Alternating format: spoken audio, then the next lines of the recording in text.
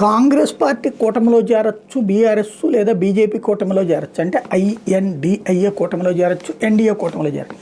లేదు మేము తటస్థులం, మాదైనటువంటి పరిపాలన ఇచ్చాం, మాదైనటువంటి ముద్ర వేసుకున్నాం, మేమే ఫోర్త్ ఫ్రంట్ పెడతాము, మేమే థర్డ్ ఫ్రంట్ పెడతాము అని గతంలో చెప్పి ఏదో పక్క రాష్ట్రాలకు కూడా తెలంగాణ డబ్బులు పోసినటువంటి కేసీఆర్ ఆ తర్వాత ఉన్నది పోయింది ఉంచుకున్నది పోయింది తరహాలో ఎటు కాకుండా పోయారు, ఫామ్ హౌస్కే పరిమితం అయ్యారు.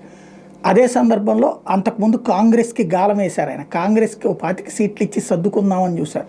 కానీ రేవంత్ రెడ్డి వేసిన ఎదురెత్తుతో దెబ్బతిన్నటువంటి కేసీఆర్ పక్కకి వెళ్ళిపోతే ఆ తర్వాతన ఇప్పుడు అంటే ఆ రోజునే ఐఎన్డీఏలోకి వెళ్ళడానికి ప్రయత్నించారు కేసీఆర్. రేవంత్ అడ్డుపడ్డాడు. ఇప్పుడు తాజాగా ఐఎన్డీఏ కూటమి ఏదైతే పెట్టినటువంటి స్టాలిన్ పెట్టిన మీటింగ్కి ఇటు రేవంత్ అటు కేటీఆర్ టీము అటెండ్ అవ్వడం, తద్వారా బీఆర్ఎస్ కాంగ్రెస్ల మధ్యన స్నేహం ఉంది అని ఎవరో చెప్పక్కర్లేదు, వాళ్ళిద్దరి బంధం అన్నటువంటిది స్పష్టమవుతుంది.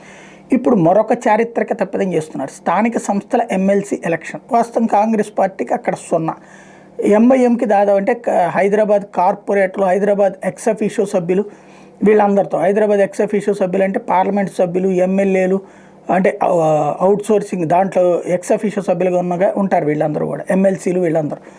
వాళ్ళందరిది కలిపి లెక్కేసేసుకుని కాంగ్రెస్ పార్టీ ఎంఐఎం మద్దతుతో తన అభ్యర్థిని పెట్టుకోవచ్చు. కానీ తను పోటీ చేయకుండా ఎంఐఎంకి మద్దతు ఇస్తున్నటువంటి పరిస్థితి కాంగ్రెస్ పార్టీది. తద్వారా ఎంఐఎంకి కాంగ్రెస్కి లాలూచి కుస్తీ అన్నటువంటి విషయం స్పష్టమైపోతుంది. మూడోది వచ్చేటప్పటికి బీఆర్ఎస్ ఎన్నికల్లో పోటీ చేయకూడదని నిర్ణయించడం. యాక్చువల్గా అక్కడ సిచ్యుయేషన్ ఏంటి, ఎంఐఎం కంటే ఎక్కువ సీట్లు ఉన్నది బీఆర్ఎస్, కానీ ఆ బీఆర్ఎస్ పోటీ చెయ్యదట.